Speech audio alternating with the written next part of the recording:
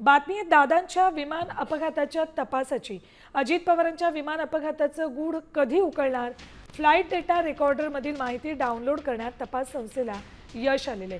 विमान अपघाताचा AAIB कडून चौकशी सुरू आहे। उड्डाणातील तांत्रिक माहिती उपलब्ध होणार आहे। तपासाला वेग कधी येणार याकडे सगळ्यांचं लक्ष आहे। दादांच्या विमान अपघाताचं गूढ उकळणार का असा प्रश्न प्रत्येकाच्या मनात आहे। अपडेट्स घेऊयात आमचे प्रतिनिधी गणेश कवडे यांच्याकडून। गणेश, दादांच्या विमान अपघाताचा गूढ उकळणार का असा प्रश्न सगळ्यांना पडलाय, मात्र आता जी बातमी येते त्यानुसार लवकरच याची माहिती पुढे येईल असं वाटतंय।